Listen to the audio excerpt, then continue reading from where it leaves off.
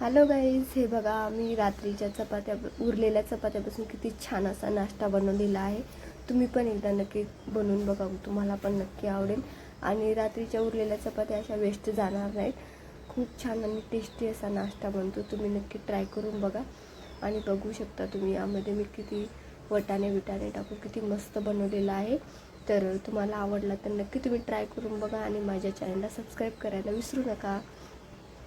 तर hello guys, स्वागत आहे तुमचं माझ्या चॅनलमध्ये. कशा सर्वजण? आशा करते की सर्वजण ठीकच असणार.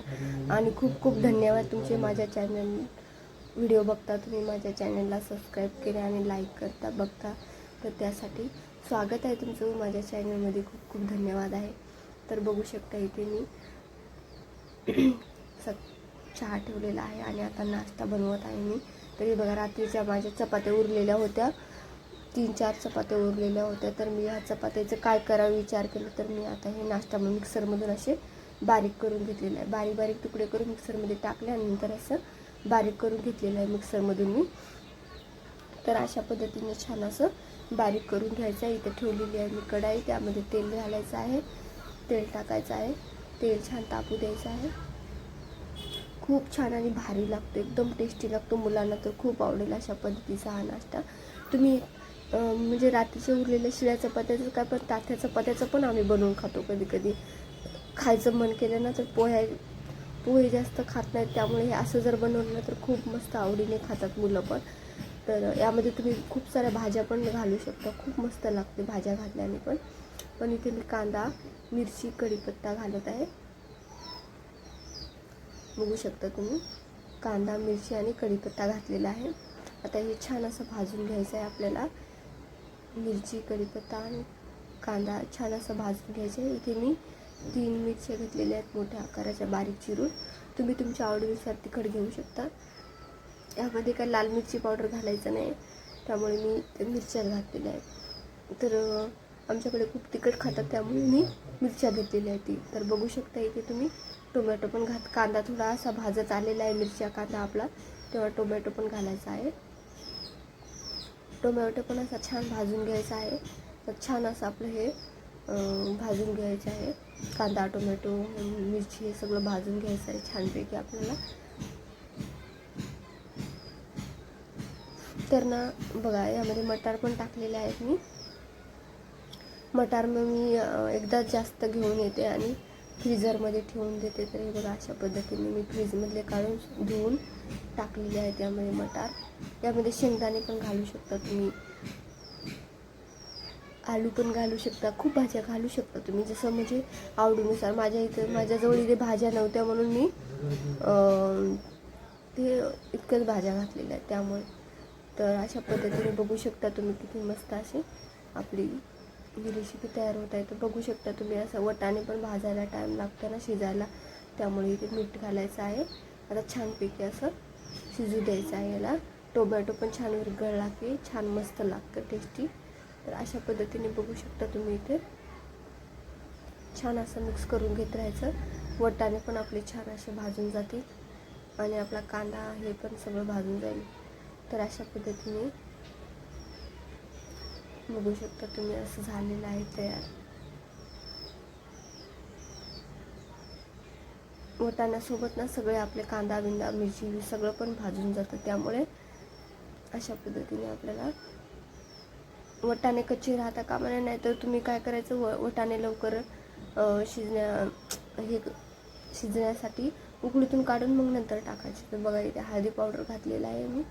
जास्त काहीच मसाले काहीच घातलेले नाही, फक्त हळदी पावडर घातलेला आहे मी, बाकी काही घातलेले नाही मी. जिरे राई तर आपण अगोदर घातलेले आहेत. तर बघू शकता अशा पद्धतीने आता मी हे मिक्सरमध्ये केलेलं टाकणार आहे. तर हे छान मिक्स करून घ्यायचं आहे आपल्याला. छान मिक्स करून घेतल्याच्या नंतरच ना आपल्याला याचा कलर चेंज होईल. तर छान मिक्स करून घ्यायचं आहे. मिक्स व्हायला थोडा टाईम लागतो.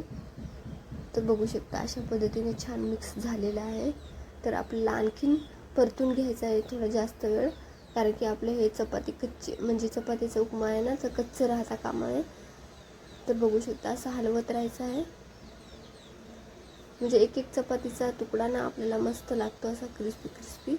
तर अशा पद्धतीने आपल्याला छान, जर मऊ करायचं असेल तर तुम्ही थोडा वेळ याला झाकून ठेवू शकता, तर एकदम मऊ मऊ होतं खायला.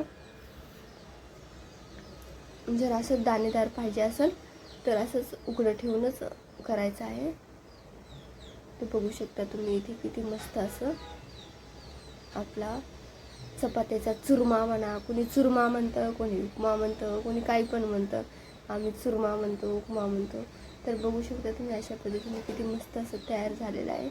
तर खायला पण एकदम टेस्टी लागतो, असंच मस्त लागतं. हे बघा, कोथिंबीर घातलेली आहे मी. मीठ आपण अगोदर पण घातलेलं होतं आणि आता पण थोडंसं घालायचं आहे मीठ आपल्याला. तर कारण की आपण चपातीमध्ये, कुणी चपातीमध्ये मीठ टाकत नाही, तर आम्ही चपातीमध्ये मीठ टाकतो, त्यामुळे कमी मीठ घालणार आहे मी.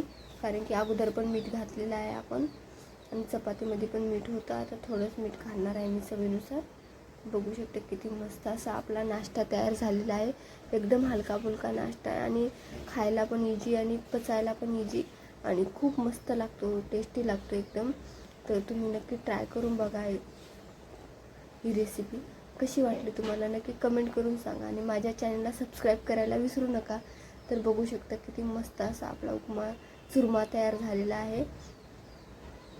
तर मी बघू शकता वटाणे पण असे छान असे आपले शिजलेले आहे, भाजलेले आहे छानपैकी. खाताना एकदम मस्त लागतो. वटाणे पण त्याच्यासोबत मस्त लागतात आणि भाज्या जर टाकल्या ना तर आणखी खूप मस्त लागतो. भाज्या टाकल्याच्या नंतर इतका मोकळा मोकळा होत नाही, थोडासा ओलसर होऊन जातो भाज्या टाकल्याच्या नंतर. तर बघू शकता इथे मी प्लेटमध्ये काढून दाखवते तुम्हाला.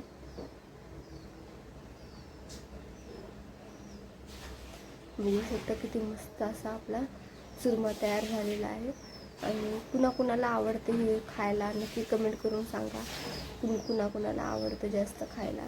मला तर पोह्यापेक्षा हेच जास्त आवडतं. मी कधी पण तात्या चपात्याचं पण असंच बनवून खात असतो. कधी पण आम्ही जर कधी स्वयंपाक कमी पडला तर हेच बनवून खायचं. असंच चपात्या असल्या, भाजी कमी पडली तर हेच बनवून खायचं. तर अशा पद्धतीने आपण बघू शकता, अशा पद्धतीने छान असा आपला चुरमा तयार झालेला. याच्याबरोबर यावरती तुम्ही निंबू पण टाकू शकता, पण इथे आमच्याकडे सगळ्यालाच निंबू नाही आवडत, त्यामुळे मी वरतून टाकून खाते निंबू.